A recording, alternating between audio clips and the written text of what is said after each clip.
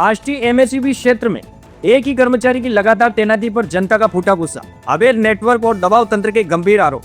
आष्टी से महेश पांडुरंग शेंडे की विशेष report. Ashti MSEB क्षेत्र में वर्षों से चल रही एक ही कर्मचारी की तैनाती अब बड़ा विवाद बन चुकी है। स्थानीय नागरिकों ने गंभीर आरोप लगाए हैं कि यह सिर्फ सहयोग नहीं बल्कि एक संगठित नेटवर्क का हिस्सा है जो अवैध गतिविधियों और वसूली तंत्र से जुड़ा हुआ है।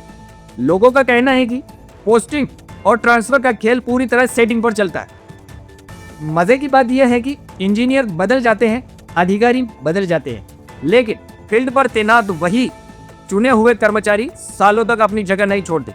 स्थानीय स्रोतों का दावा है कि इन तैनातियों का कनेक्शन प्रतिबंधित पदार्थों की अवैध गतिविधियों, वसूली और दबाव तंत्र से जुड़ा हुआ है।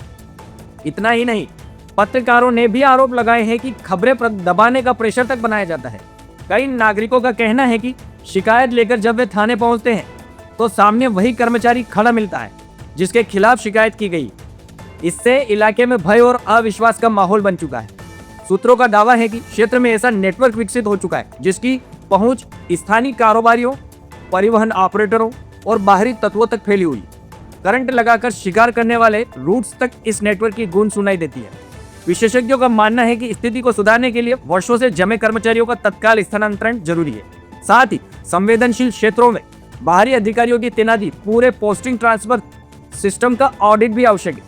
अब जनता की नजर जिला एमएसईबी अधिकारी और उच्च स्तरीय अधिकारियों पर है। लोग उम्मीद कर रहे हैं कि इस बार कार्रवाई सिर्फ फाइलों में न दबे बल्कि जमीन पर बदलाव दिखाई दे। फिलहाल आष्टी क्षेत्र के लोग अब भी कानून की रोशनी का इंतजार कर रहे हैं। आगे की हर अपडेट के लिए जुड़े रहिए सत्यम टॉक शो के साथ। हाँ, अभी हम चंदनखेड़े गांव में, आप देख सकते हैं एमएसई रोड, ये हालत देखिए पूरा खुला रखा है। हाँ, तो हम यही चाहते हैं, जब ने क्या जो आदिवासी दुर्गम भाग है, ठीक है, तो छोटे छोटे गांव में जो सुविधा प्राप्त होनी चाहिए एमएसईबी डिपार्टमेंट द्वारा वो नहीं मिल रही है।